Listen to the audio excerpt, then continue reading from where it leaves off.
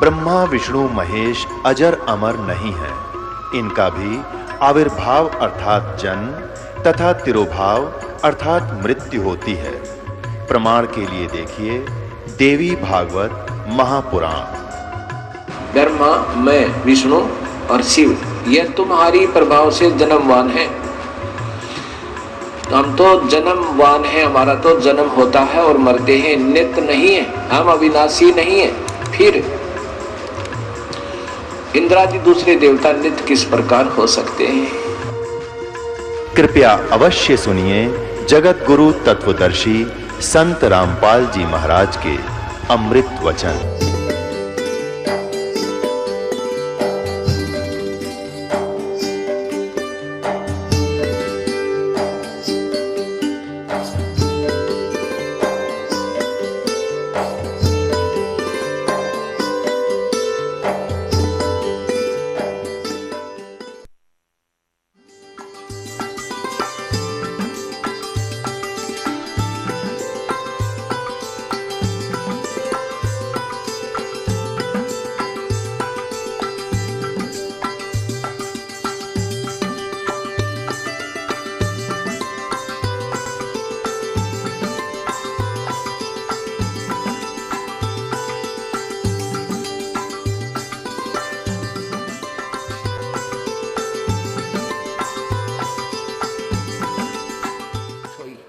यहाँ आप आते हो परमात्मा पाने के लिए इस दास के पास।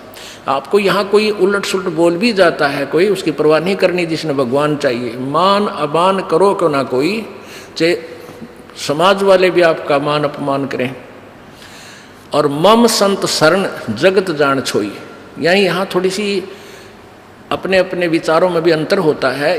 ये परम संत पूर्ण परमात्मा के विचार हैं और वो तुलसीदास के एक व्यवहारिक विचार हैं।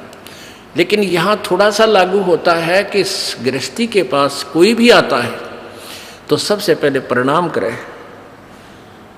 सतसाहेब, जैसे हम सतसाहेब बोलते हैं, मान ले कोई राम राम बोलता है तो उसको राम राम ही में उत्तर दे देवे। नमस्ते करता है तो नमस्ते जी, आओ बैठो। तो उसका आदर सत्कारी स्वाभाविक गुण होना चाहिए गृहस्थी में। तो ऐसे वो जो कि पहले वाले सभी में ये विद्यमान था।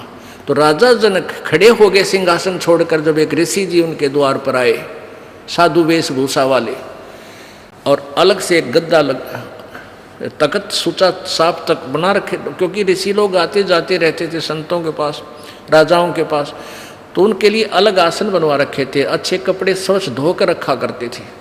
नौकरों को आदेश दिया कि ऋषि जी आगे हैं और उनका आसन लगाओ अलग से। उनका अलग आसन लगवान लगे। ऋषि जी सुखदेव नौकानो नीचे बैठ गया वहीं पर। तो राजा जनक दौड़कर निकट आए, महाराज यहाँ ना बैठो, महाराज मेरा अपमान ना करो, अपमान ना करो, यहाँ बैठो। उन्होंने बोला नहीं, मैं यहीं बैठूंगा।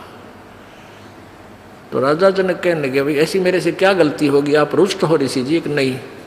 फिर बैठे बैठे सारी कहानी सुना दी कि मैं आपको गुरु बनाने आया हूँ और आज मैं ऊपर नहीं बैठ सकता। अब सुथरे दिन आ गए, नर्म आ गया तो भगवान के निकट आ गया। सुखदेव ऋषि बोला कि, और राजा जनक कहने लगे, महाराज मेरा क्यों मजाक उड़ाओ, आप तो जन दुनिया को ज्ञान देने वाले, और सूर्य को दीपक क्या दिखाऊंगा मैं। न सारी कहानी बता दी कि मैं ऐसे ऐसे ऋषि भगवान विष्णु के लोक में गया था, उन्होंने मुझे वहाँ अलाउड नहीं किया। उन्होंने कहा कि मैं आपको गुरु बनाऊं, फिर भक्ति करूं, तब मैं स्वर्ग जाऊंगा, मुझे स्वर्ग जाना है। फिर राजा जनक के जचगी, भाई इब तक मैं ठीक बोलता दिखा है। कहने लगा, ठीक है महाराज, मैं सुबह नहा धो के स्नान करके सुबह नाम दूंगा तेरे को। अब वो थोड़ी बहुत ज्ञान तो हो जा है कि भाई ये किस टाइप के इंसान होया करेंगे। गृहस्थी ने देख के भी से नफरत करते हैं, ये जो नकली से होया करें। इसकी सारी फड़कड़नी चाहा था, परीक्षा भी लेना चाहा था। उसने अलग से एक मकान में उनकी रहने की व्यवस्था करवा दी और वहाँ एक लड़की की, एक युवा लड़की की ड्यूटी लगा दी कि आप इनकी केयर टेक करो, अतिथि आए हैं, खाना खिलाओ, कपड़े बिछाओ इनके, और कोई असुविधा ना रहे, रात को भी इनके पास सारी, तो उसको ट्रेनिंग दे दी थी लड़की को राजा जनक ने। अब सुखदेव ऋषि अपना आसन पर लेट गया, खाट पे चारपाई पर जो तख्त लगा रखा था, वो लड़की रात्रि के समय जाकर के उसके तख्त पर बैठ गई। सुखदेव ऋषि ने पैर पीछे को कर लिए, वो और निकट आ गई, वो थोड़ा सा और आगे को सरका, वो और निकट हुई तो उठ कर दूर खड़ा हो गया, कहने लगा बहन तू बाहर चली जा। वह लड़की बाहर आ गई। राजा जनक ने पूछा कि क्या क्रिया रही बेटी, कैसा है ये ऋषि जी ने? बोले जी ऋषि जी पक्का है, ऐसे ऐसे मैं बेड पर बैठी आपके आदेश अनुसार, तो इसने सारी ऐसे ऐसी क्रिया बताई, खड़ा हो गया और बाद में बोला बेटी बहन बाहर चली जा। तो बोला ठीक है। अब क्या हुआ कि वो उसका नीचे बिछा दिया कपड़ा, जैसे दरी वरी जो बिछा, वो बैठ गया भगत की तरह और कहने लगे बैठ जा ऋषि जी, अब मैं तुझे उपदेश दूंगा, पहले मैं नहा लूँ, स्नान कर लेता हूँ। अब गरीबदास जी ने अपनी वाणी में लिखा है कि राजा जनक के हजारों की संख्या में रानियां थी, पत्नी थी। उनमें से एक पटरानी होती है, जो सबसे पहले जो शादी की जाती है उसको पटरानी बोलते हैं, मुख्य पत्नी। बड़ी सुशील, अच्छी भक्ति करने वाली साध्वी टाइप थी। उसको कहा राजा जनक ने कि मैं नहाऊंगा, और पानी गर्म करा, बता दिया था सारा, उसको ट्रेनिंग दे दी थी। वहीं पर जहाँ इस पहले बड़े बड़े दरवाजे होते थे, वहीं इधर सुखदेव ऋषि बैठा और इस साइड में लगा का चूल्हा ईंटा का, और ऊपर धर दिया पतीला और नीचे बाल दिए लकड़, सूखी लकड़, और पानी न्यो उबला है जो कर चाय बनाया करें, बनाते उबला करें। और राजा जनक का वहीं साथ में नहाने के लिए पाटड़ा डाल दिया, और राजा जनक वहाँ नहाने के लिए विराजमान हो गया, धोती बांध के। और वो रानी जो पटरानी थी उसकी, वो लोटा भरे उस उबलते जल में थे, चूल्हे वाले पन्नों का पतीला ऊपर रखा है, और राजा जनक की चोटी में घेरा रास गेला नवावे, और वो पानी राजा जनक पर डाल रानी तो, और सुखदेव नो है जलेगा भी हो। अब वो पानी उस पर गिरे, सुखदेव पीछे नो है। अब राजा जनक देख रहा अगर ऋषि जी की कैरियर सलोरी है। राजा बिहन से देई जब तारी, और हमें स्नान करावे नारी। राजा हंसा, और जब वो न्योकड़ू है ना, तब राजा ने कहा कि सुखदेव ऋषि आप एक बार व्यास के बेटे, तो अपने आप को ऋषि माने फिर था, बाल ब्रह्मचारी कहे था, और हम तो गृहस्थी हैं बाल। और आज जो मेरे नहाने के बाद जो पानी गटर में जा रहा है, जो नाली के अंदर से पानी बह रहा है, तो इसमें हाथ दे दे व्यास के बेटा, जब जानो तो किसा भगत है, अपने आप में ऋषि बना फिर था। वो निकट आया, नो बोला मैं ना दूँ, मेरी तो सारी उंगली जल जाए, इतना गर्म है यो। मैं इस नहाने के बाद जो जल जाता है वो 50% कम हो जाता है गर्म, और उसके बाद भी नो कहे मैं ना दूँ, मैं सारा जल जाऊँ, दूर बैठ गया जाके। तब राजा भी हंसा, जोरता हंसा, और ताली बजाई, नो हथेली पीटी, और हमें स्नान करावे नारी। अरे तू इतनी दूर तो जलन हो रहा नवावे, जिसने तू एक हे मान रहा था अपनी दृष्टि में, औरत तो देखनी भी नहीं, शकल भी नहीं देखनी, और यह तेरे से अच्छी भक्ति करे, इसके हाथ भी ना जलते। और ऐसा योग कमाया पूता, बेटा यो के इतना भक्ति करी, के साधना की, और क्या हुआ जो इंद्री धूता। अरे इस क्या हो गया, तन इंद्रियों को काबू करने की चेष्टा कर रही है, इनके खच्चम खच्चा हो रहा। इंद्री कर्म लगाओ किसके, जैसे जिव्या लेप नहीं मधुरस के। हालांकि इस इंद्रियां का के दोष है भाई, इन तू रोके बैठा। अब जीभ के शहद लगा दे, 1 सेकंड में टेस्ट करके नीचे न कर देगी, जीभ का निशान भी ना पाओ मत होगा। तो इंद्रियां का कर्म नहीं लगे, तेरे मन के कर्म लगेंगे। और मन में दोष आए बिना रह नहीं सकता बेटा, ते तो कितनी बात बना दे। या वो भी जान गया भाई मन तो दुष्ट है, तो 1 मिनट में करा के बूंदी सोच जा, फिर सेकंड में कुछ और सोच ले। तो कहते हैं इंद्री कर्म लगाओगे किसके, जिव्या लेप नहीं बदुरस के। काफी ज्ञान दिया, फिर समझाया उसको। फिर क्या बताया कि रात्रि के समय ये लड़की तेरे बेड पर बैठी और तेरी क्या स्थिति थी, क्यों डर गया, या कोई खावा थी तेरे को, तेरे में ज्ञान नहीं, विवेक नहीं, अगर तू आत्म तत्व में भी नहीं है, परमात्मा के निकट कहाँ, तो बहुत देर की बात है। योगी पुरुष आत्म तत्व में आ जाते हैं, स्त्री और पुरुष की आत्मा में उन्हें भिन्नता नजर नहीं आती। अगर तू थोड़ा बहुत आत्म तत्व में भी आ रहा होता तो भी तेरे अंदर ये शुक्र पैदा ना होती, और बैठ जाता, कहता जा बेटी बैठ, आओ भाई बैठो, बात परमात्मा की चर्चा शुरू करता, उसको ज्ञान सुनाने लग जाता, आप पे दोष खत्म था। तेरे अंदर दोष था इसलिए तो सुकड़ा इस तरह। एक बार सांग देखने चले गए 2 जने, एक तो पहले जाता था, एक पहली बार गया था, और वो लड़के उस समय लड़कियों का ही रोल बना के और मेल फीमेल का रोल करा करते हैं। तो नाच रहे थे, कोई गा रहा था, अच्छे सुसज्जित कपड़े मेकअप कर रखी थी। तो पहली बार जो लड़का गया था वो लोग कहा दूसरे ने, देख के सुंदर लड़की, देख किसा बढ़िया नाच है। और दूसरा बोला लड़की को ना, यो लड़का है, उसका ना जच्ची बात है ना, तो नहीं बेरा। वो फिर शाम के समय जब वो वहाँ अपना समांग करके, वो ड्रामा पूरा करके, जब जहाँ वो रुके थे किसी चौपाल में वहाँ गए, वो पहले जो सत्संग सुन जिसने वो सांग देख रखे थे वो अपने साथी को लेकर वहाँ चला गया। किसको, जो पहली बार गया था, कहाँ, जहाँ वो रुके हुए थे, उनके साथ साथ चले गए। उन बच्चों ने जाते ही वो सारा मेकअप उतार के, कपड़े निकाल के न्यारे न्यारे टांग दिए, और वो लड़के नो के नो कच्चे कच्चे में खड़े। तब उसका यकीन हुआ, जो पहली बार सांग देखने गया था, अगर तो छोरे थे, छोरी कोई ना थी। अब अगले दिन जब वो सांग देखने गया, वो नाचा भी था वो लड़का, और लड़की का मेकअप भी था, पर उसने लड़की नजर नहीं आई थी, वो लड़का दिखा था। तो ऐसे ही जब आत्मज्ञान में भी होता सुखदेव, तू तने लड़की नहीं दिखा, तू तो ड्रामा कर रहा था बेटा, अपना कल्याण करा ले। बोलो सतगुरुदेव। आज सुबह के सत्संग में आप जी ने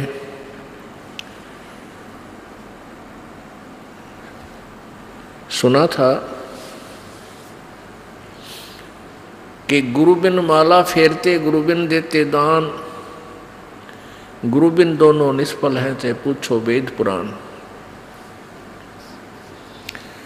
आज सुबह के सत्संग का विषय था कि आप इस लोक के रहने वाले नहीं हैं, हम सभी सतलोक से आई हुई वो पुण्यात्मा हैं जो सदा सुखी रहा करते थे, और हम काल के जाल में फंस के अपने पैर पे आप कवाड़ा मार के हम यहाँ दुखी हो रहे हैं। अब हमने अपने सतलोक जाना है, जब तक हम सत्यलोक नहीं पहुँचेंगे तब तक ये कष्ट पे कष्ट हमें झेलने ही पड़ेंगे, क्योंकि यहाँ का विधान है जैसे कर्म प्राणी करता है उसको वैसा ही फल मिलेगा। यहाँ के विधान अनुसार पुण्य भी आपको भोगने हैं और पाप भी आपको ही भोगने होंगे, इसमें कोई परिवर्तन नहीं हो सकता। इसमें परिवर्तन कर सकते हैं पूर्ण ब्रह्म परमेश्वर, पूर्ण ब्रह्म वो कबीर परमेश्वर। उसकी विधि, उसकी पूजा की विधि जैसे वो प्रभु लाभ दे, वो किसी के पास नहीं है, केवल परमेश्वर ने आकर के ही बताई। और चंद पुण्यात्माओं ने परमात्मा का साक्षात्कार किया, और परमेश्वर कबीर जी द्वारा बताई गई भक्ति विधि से अपनी भक्ति साधना की और सत्यलोक चले गए। उनमें से कौन कौन हैं? आदरणीय धर्मदास साहिब जी, आदरणीय मलुकदास साहिब जी, आदरणीय दादू साहिब जी, आदरणीय नानक साहिब जी, आदरणीय घीसा दास साहिब जी, आदरणीय गरीबदास साहिब जी।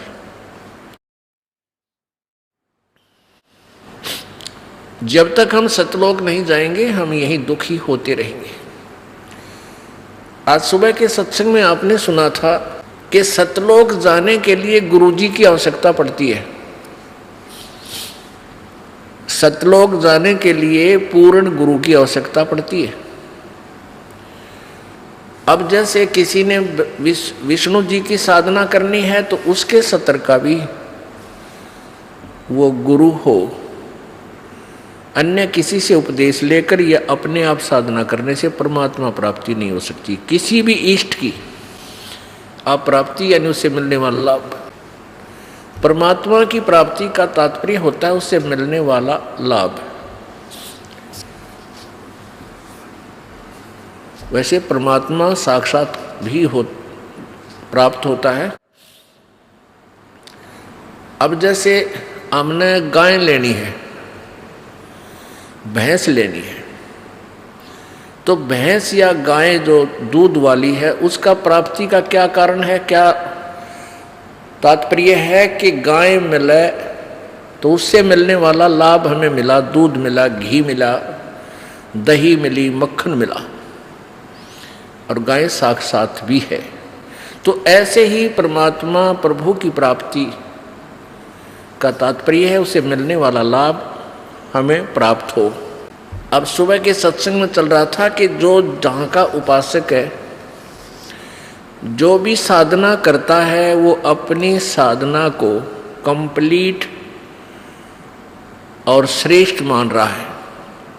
गीता जी अध्याय नंबर 4 के श्लोक 25 से लेकर 30 तक यही विवरण दिया है कि कोई तो देवताओं की पूजा में व्यस्त है, मगन है, और कोई तीर्थ व्रत आदि उपासनाएं करता है, और कोई योगासन ही करता है, कोई केवल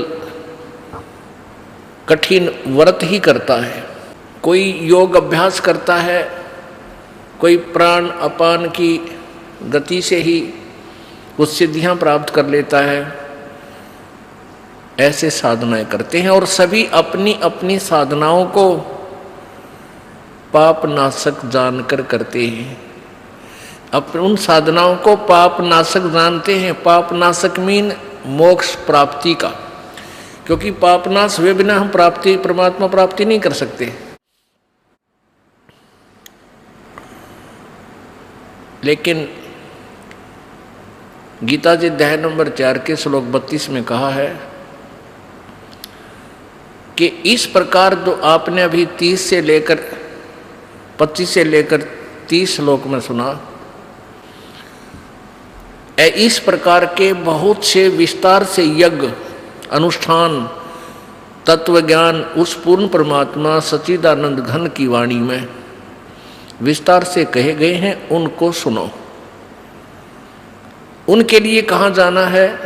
चौथे अध्याय के 34वें श्लोक में कहा है कि उस तत्व ज्ञान को सुनने के लिए उस तत्वदर्शी संतों के पास जाओ, उनको दंडवत प्रणाम करो और निष्कपट भाव से सरलता पूर्वक उनसे वो ज्ञान पूछो। तब वो तत्वदर्शी संत तुझे उस परमेश्वर के बारे में, परमात्म तत्व के बारे में ज्ञान कराएंगे। इससे ये सिद्ध हुआ कि गीता ज्ञान दाता अपने से किसी अन्य परमेश्वर के विषय में जानकारी लेने के लिए कह रहा है और स्वयं उस जानकारी से अपरिचित है। इससे सिद्ध है गीता जी का ज्ञान इनकम्प्लीट है, लेकिन रॉन्ग नहीं है। अब सुबह जैसे नित्यानंद जी महाराज का आपने शब्द सुना था, क्यों भूली घरे अपना ये ना देश तुम्हारे, पीछे फिर पछताओगे कर लो सोच विचार। अब नित्यानंद जी महाराज विष्णु जी के उपासक थे और वो भी ज्ञान का जो दृष्टिकोण रखते थे, अपने उस विष्णु लोक को ही पूर्ण मोक्षदायक धाम मानकर उसी को टारगेट बनाए हुए थे।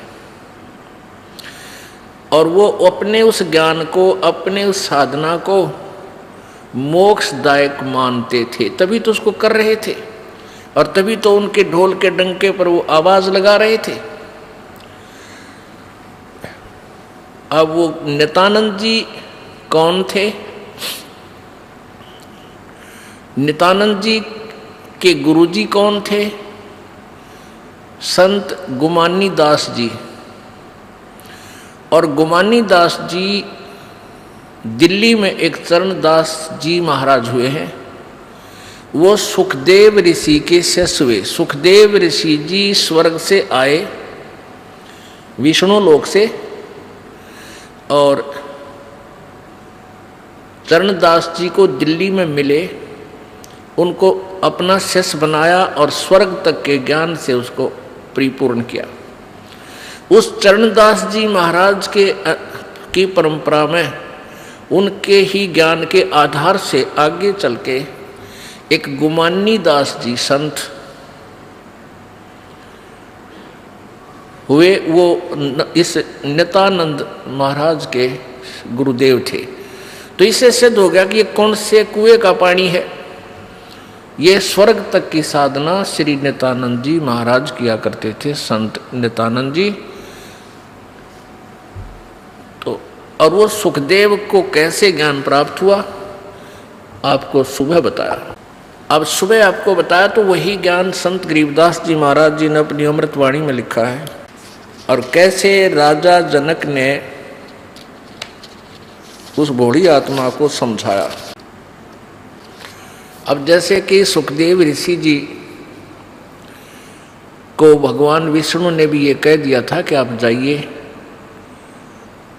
और राजा जनक से उपदेश लीजिए। उसी आधार से उसने राजा जनक से उपदेश लिया। फिर राजा जनक ने उनको, सुखदेव को बताया कि जो साधना, जिस सिद्धि को प्राप्त करके आप घूम रहे हो, इससे आपका मोक्ष नहीं है। अब गरीबदास जी की वाणी का आनंद, यानी परमात्मा सच्चिदानंद घन की वाणी है ये। परमेश्वर कबीर जी ने गरीबदास जी महाराज जी के अंतःकरण में, अर्थात इस कंप्यूटर में, उनकी आत्मा में, आत्मा की जिप में वो डाल दिया अपना पूरा मटेरियल, पूरा ज्ञान भर दिया। तो गरीबदास साहिब जी ने क्या बताया है?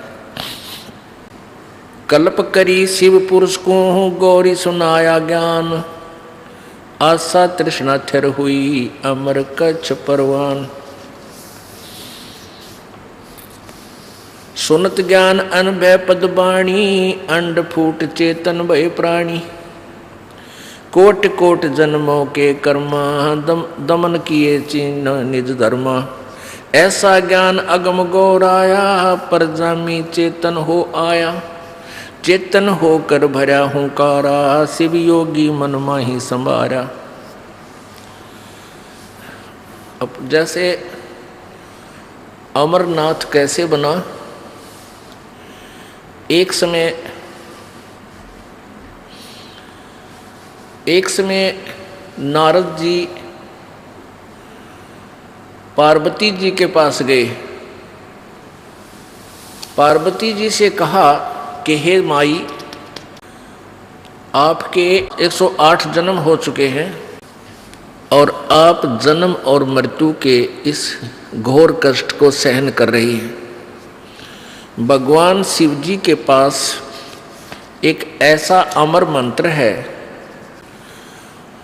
कि वो यदि आपको वो मंत्र दे दें तो आपका जन्म और मृत्यु समाप्त हो जाए।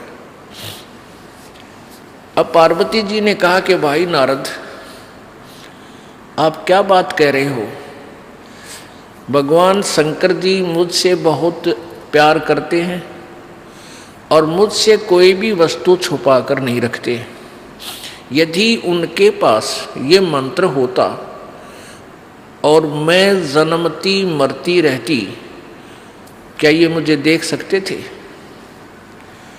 भगवान नारद जी ने कहा कि माता, आपके विश्वास के लिए भगवान शिव जी जो गले में 108 जो सिर डाल रखे ना, खप्पर खोपड़ी, वो आपके हैं। आपसे इतना प्यार करता है ये, आपकी मृत्यु के बाद भी आपकी इस निशानी को वो साथ रखता है। लेकिन मंत्र आपको नहीं दे रहा, ये मुझे नहीं मालूम, ये वही बताएंगे। पार्वती एकदम थर्रागी, सारी कांपगी कि सचमुच जो वो शीश, वो गले में उन्होंने जो ये खोपड़ी की माला पहन रखी, वो सचमुच मेरे हैं। कहा माता आपके हैं। और नारद कभी झूठ नहीं बोला करता। बोला भाई बात तो तेरी ठीक है ऋषि जी। अब नारद जी तो लगा के इंजेक्शन निकल गए। अब पार्वती के बेचैनी होगी कि भी नारद जी ने हमसे क्या लेना देना था झूठ बोल के, और भगवान शंकर जी मुझे मंत्र नहीं दे रहे, ये क्या कारण है, समझ में नहीं आई। भगवान शिव जी सामने घर पर आए, और पहले तो पति पत्नी का व्यवहार आपको मालूम है जैसा होता है। ये भले ही परम आत्मा है, यानी श्रेष्ठ आत्मा है, लेकिन है ये भी जीव ही। इनके अंदर भी वही गुण और अवगुण है जो आप जी में है, लेकिन आप जी में हमसे वो उत्तम गुण अधिक है। दुर्गुण भी थोड़े से कम है, पर हैं अवश्य।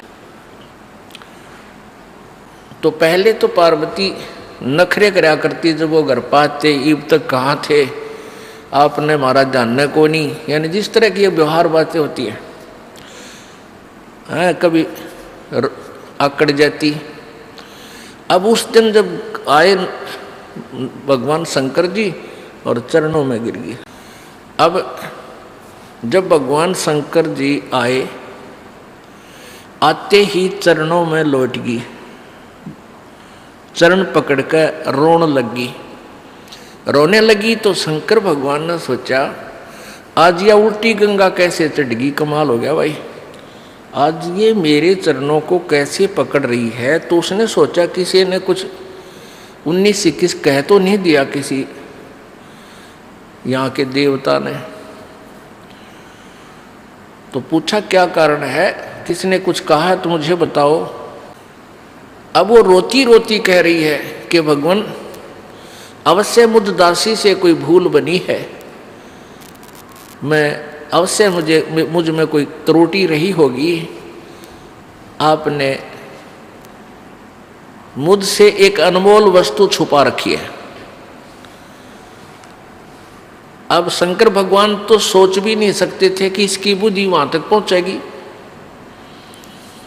ये तो गहने और जेवरात तक उड़ जरी थी, बताई आभूषणों की डिमांड किया करती थी, और आज ये क्या। तो उसने सोचा कोई पहरे देख ली होगी बढ़िया आभूषण, तो उसने सोचा या कोई और डिमांड करती होगी।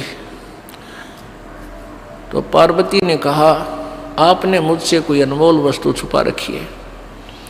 हे भगवान, ये आपके गले में ये मेरे ही शीश हैं क्या? अब शंकर भगवान बोला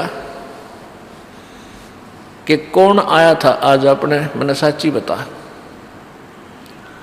तो पार्वती बोली नारद जी आए थे। तो जान गए भगवान शंकर के ला गया पतंगा, कर गया काम, आज ये घर में लड़ाई करवा गए। और वह जो ज्ञान है, जो मंत्र है, वो भी कह गया होगा, अवश्य बताया गया होगा। और वो मैं बता नहीं सकूंगा जब तक इसके हृदय में सीध नहीं होगी, सच्चाई नहीं होगी। फिर भी पूछा कि और क्या बात है बताइए। कहने लगा कि भगवान आपने मुझसे एक अनमोल मंत्र छुपा रखा है, मैं जन्मती हूँ मरती हूँ, आप मुझसे कितना प्यार करते हो, आप दुखी नहीं हुए होगे। भगवान शंकर बोला आज ये तेरी बुद्धि की बात को ना, ये किसने ज्ञान दिया तेरे थे? कि नारद मुनि जी आए थे और आज मुझे काफ़ी देर तक सत्संग के माध्यम से ये ज्ञान सुनाया। हे प्रभु, मैं तो बालक हूँ, आपके चरणों की दासी हूँ, भोली भाली हूँ, मुझसे कोई त्रुटि रही तो माफ़ करो प्रभु, मुझे वो मोक्ष मार्ग बता दो। अब शंकर भगवान बोला, सुन ले पार्वती, जहाँ तक आपका प्रश्न है कि क्या मुझे दुख नहीं हुआ होगा जब तू जन्मती और मरती थी, मैं बहुत दुखी होता था। ये जितने भी शर हैं तेरे, ये शीश हैं, ये खोपड़ी हैं, ये तेरी ही है।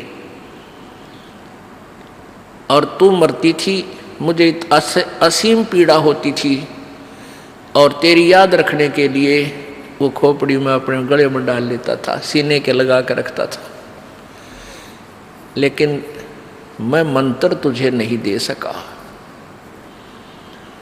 पार्वती ने कहा, प्रभु क्या कारण रहा?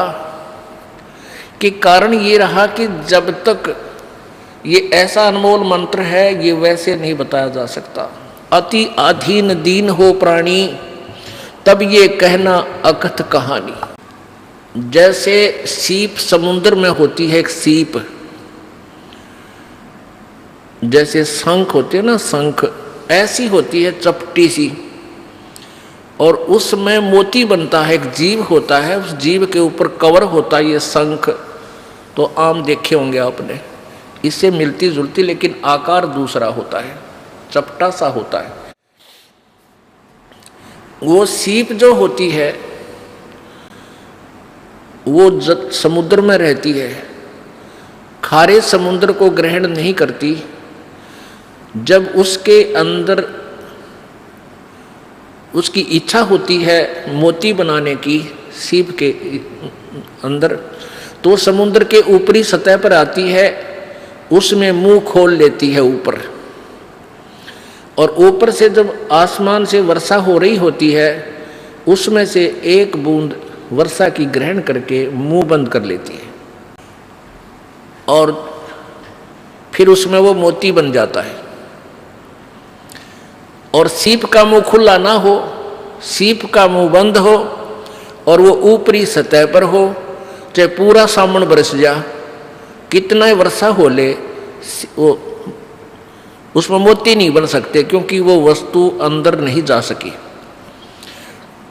तो भगवान शिव जी ने कहा कि अभी तक तेरे अंतःकरण में डिमांड नहीं थी इस मंत्र के पाने की।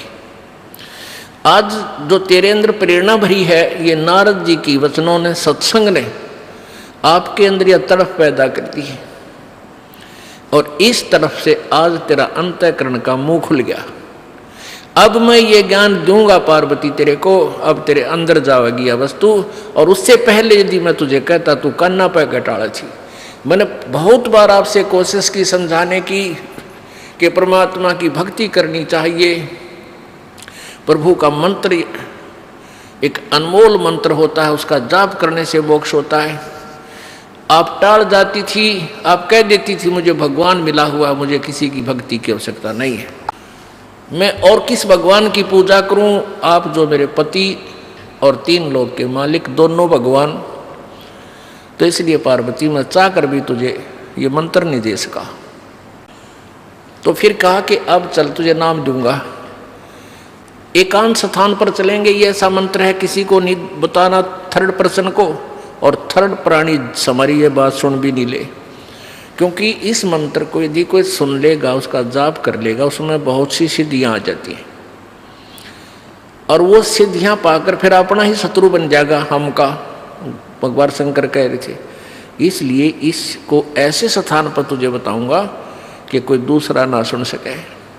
जहाँ पर ये अमरनाथ बना हुआ है, वहाँ जाकर के भगवान शंकर जी ने एक सूखा वृक्ष देखा, सूखा वृक्ष जिसके कति सूख जागर, पत्ते वत्ते नहीं हो के वो टहनी और तना खड़ा हो, उसके पास जाकर के और ऐसे 3 बार ताली बजाई, नो ऐसे दौड़, इतनी जबरदस्त आवाज हुई कि आसपास के कोई पक्षी भी था भूल भटक कर वहां पर सब उड़ गए।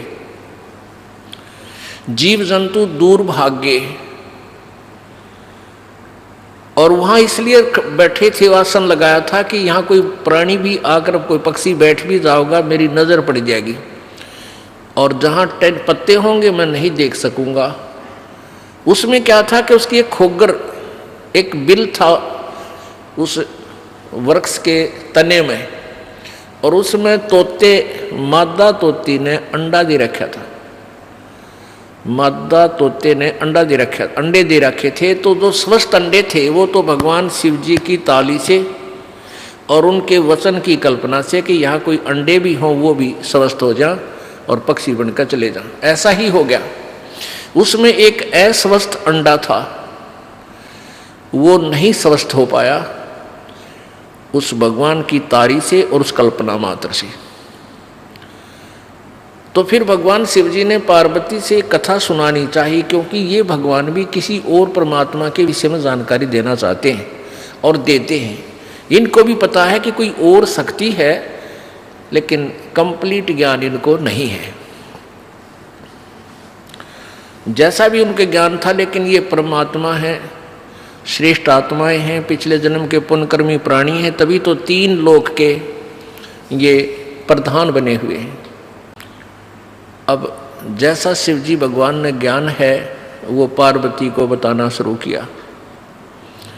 क्या बताया कि नीचे मूल कमल है, मूल कमल में गणेश जी का वासा है, इसका ये मंत्र है। उसके ऊपर स्वाद कमल है, उसका ये मंत्र है। सावित्री और ब्रह्मा जी का वास है। और नाभि कमल में विष्णु और लक्ष्मी जी का वास है, इसका ये मंत्र है। ये ऐसे ऐसे जाप करो। और हृदय कमल में शिव जी का जाप, शिव जी का कमल है और इसका ये जाप है।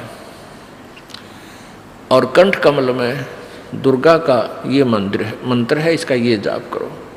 ऐसे ऐसे चलते रहो, ऐसा दिखाई देगा, फिर आगे चल के ऐसा होगा, आगे जब उसमें पहुंचोगे वहाँ ऐसा होगा, उसका इतने कलर हैं, उसका ऐसा कलर है, उस कमल का उसके इतनी पंखड़ी हैं।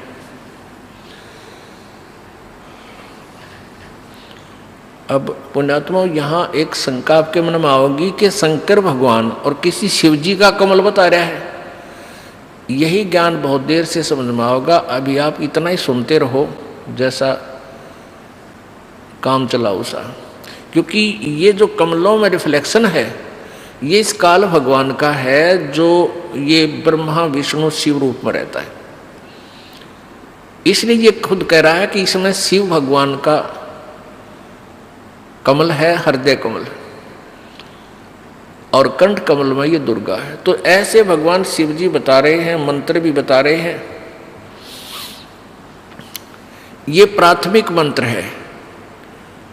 जिस भी संत या महंत भगत को यथार्थ ज्ञान प्राप्त हुआ है तो इस मंत्र से प्रारंभ हुआ है सभी का। ये मंत्र अवश्य जाप करने पड़े हैं।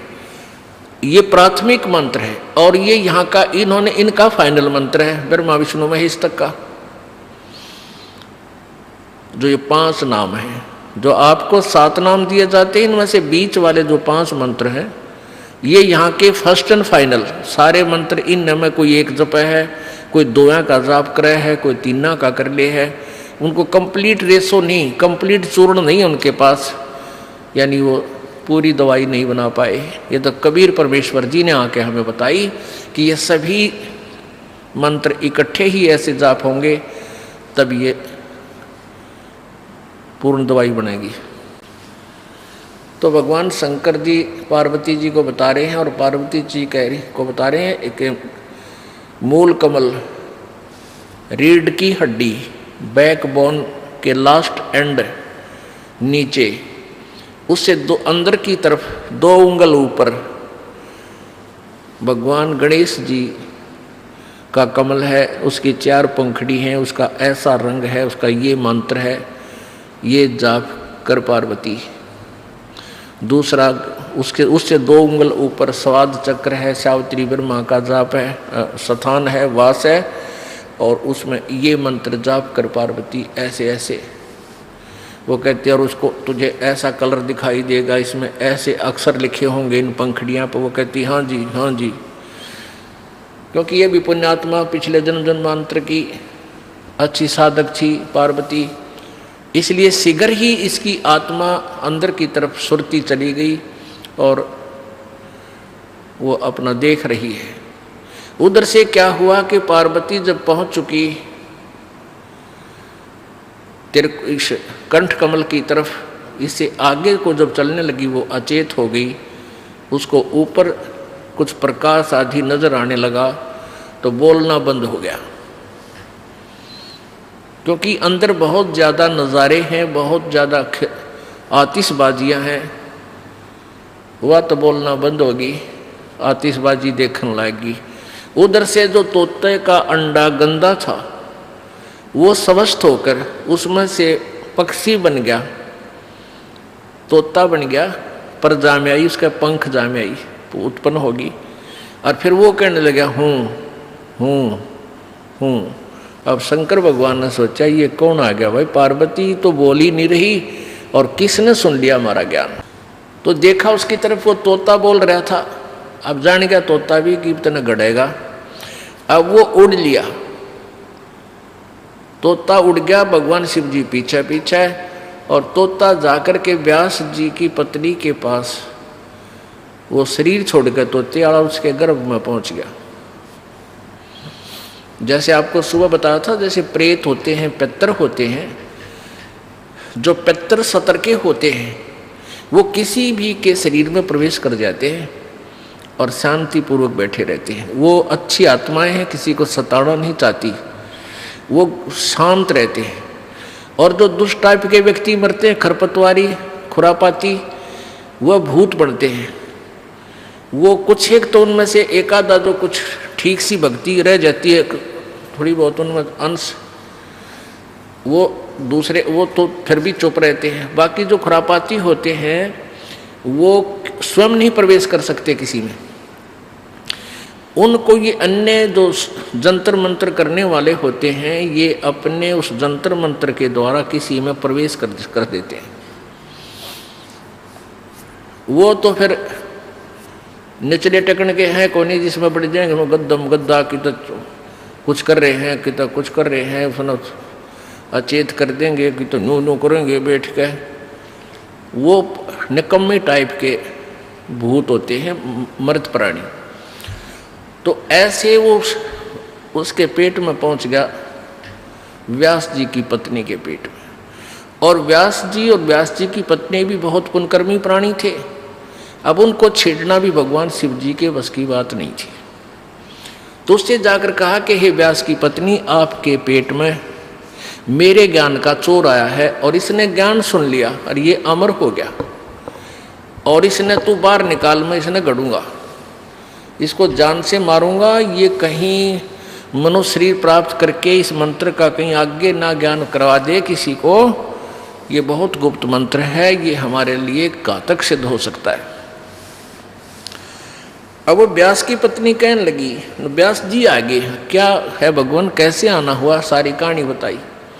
तो व्यास जी ने कहा कि भगवान, एक तरफ तो आप कह रहे हो कि अमर हो गया, और फिर नो को इसने मारूंगा। अमर को आप मारोगे कैसे, ये भोलेनाथ, अब यू कैसे मरेगा आपसे। शिव जी चला गया, भाई ठीक, बात तो तेरी भी ठीक है। अब ये प्रसंग सुनाते हैं, अब ये सच्चिदानंद घन की वाणी सुनाते हैं। शंखों देह धरी तन योनी, नौतत के का बीज न भूनी, मोक्ष मुक्ति का लख्या न भेवा, बर में पुत्र व्यास सुख देवा। सतगुर मिला महादेव बंका, 84 की मिटी न शंका, 78 जन्म गौरी भरमाई, शिव को रुंड माला गल लाई। अर्ध शरीरी देवी गौरा, जिनका थीर भया न भौरा, नारद मुनि उपदेश बखाना, गिरजा सुनो मोक्ष पद ज्ञाना। सुन हे देवी गौरा माई, 68 तीर्थ पर भी नाई, पिंड प्रदान किए कै बारी, खुली नहीं तेरी मुक्ति दुआरी। रुंडमाला शिव के गल माही, सो देवी तुम जानो नाही। रुंडमाला, इसने कहे इसके ऊपर ये खोपड़ा बच जाता है, इसको रुंडमाला कहें, शीश। रुंडमाला शिव के गल माही, सो देवी तुम जानो नाही। तुमरा देवी रूप विशाला, शिव तो पैर रहे रुंडमाला। परले संख असंकों जाही, अमर कथ शिव कल के माही। अमर कथ शिव है अनुरागी, तुम देवी गौरी दिल त्यागी। मूल मंत्र नहीं नाम सुनाया, ताते कल्प होवे तेरी काया। अब नारद जी इंजेक्शन लान लाग रहा है कि तेरे को भगवान शिव जी ने दिल से त्याग रखा है और तेरे को ये मूल मंत्र नहीं बता रखा, उससे तेरा मोक्ष हो सकता है। महादेव देवन पति देवा, जाकी करी न गौरी सेवा। अब पार्वती जब ये कहने लगी कि हे नारद जी, ऐसा नहीं हो सकता कि भगवान शिव जी मुझसे कुछ छुपा के रखें, मैं नहीं मान सकती। तो नारद जी क्या कह रहे हैं कि अभी तक तो आपने भगवान शिव जी को एक पति रूप में डील किया है, आज उनको गुरु रूप में डील करना। क्या बताते हैं? शिव है मोक्ष मुक्ति, महादेव देवन पति देवा, जाकी करी न गौरी सेवा। अब ये जो ज्ञान बोला जा रहा है ये पुराणों से है। अब ये जो सच्चिदानंद घन की वाणी यानी कबीर परमेश्वर की वाणी है जो गरीबदास जी बोल रहे हैं, ये गरीबदास जी की के सतर का ज्ञान नहीं है, जो पार्वती और नारद जी की वार्ता हुई वो बताई है। नारद जी को कितना ज्ञान है, ये शिव जी को महादेव और देवताओं के भी देवता मानते हैं, वो अपने सतर से बोल रहा है। यहाँ निर्णय आगे देंगे गरीबदास जी इसका। ये नहीं समझना कि इस वाणी में भी तो लिखा है कि महादेव शंकर भगवान को महादेव लिखा है, देवताओं का भी देवता लिखा है। ये उनकी वार्ता एज इट इज लिखी गई है। महादेव देवन पति देवा, जाकी करी न गौरी सेवा। कर बंधन कर शीस नमावो, तन मन अर्पो शीस चढ़ावो। ओह, कि तूने ये अनमोल मंत्र लेना है। अब आपने उनकी सेवा एक गुरु रूप में नहीं की, अब तक पति रूप में डांट मारी है। और कर बंधन कर जो शीश नवाओ, ओहे हाथ जोड़ के शीश नवाओ और तन मन अर्पो शीश चढ़ाओ। शिव है मोक्ष मुक्ति के दाता, तासे भेद कहूँ गौरी माता। चरण गहो चिंतामणि केरा, ताते प्राण अभय हो तेरा। कमल रूप देवी दिल कीना, नारद मुनि उपदेशी चीना। जद आये शिव मंगल अवधूता, देवी चरण लिए सतरूपा। कमल रूप देवी दिल कीना, कमल जैसा कोमल और निर्मल दिल देवी ने यानी पार्वती ने किया। और कैसे उसके अंतःकरण में ये तरफ जागी कि वो नारद जी मिल गए, इसका वर्णन बता रहे हैं कि कमल रूप देवी दिल कीना, नारद मुनि उपदेशी चीना। जद आए शिव मंगल अवधूता, देवी चरण लिए सतरूपा। जब भगवान शिव जी घर पर आए तो पार्वती ने सच्चे दिल से सतरूपा उनके चरण पकड़े। चरण पकड़ बोलत रोवत है बाला, चरण पकड़ रोवत है बाला। मेरे शीश किए रुंडमाला, कि आपने मेरे सिर आपके गले में माला बना रखी। मोसे भक्ति दुराई देवा, मैं जानी नी तुम्हारी सेवा। आपने मेरे से भक्ति छुपा रखी है और आप किस तरह प्रसन्न हो गए ये ज्ञान मुझे नहीं था। चरण पकड़ रोवत है बाला, मोरे शीश किए रुंडमाला। मोह से भक्ति दुराई देवा, मैं जानी नहीं तुम्हारी सेवा। मोह से भक्त दुराई स्वामी, हमसे भेद कहो निज धामी।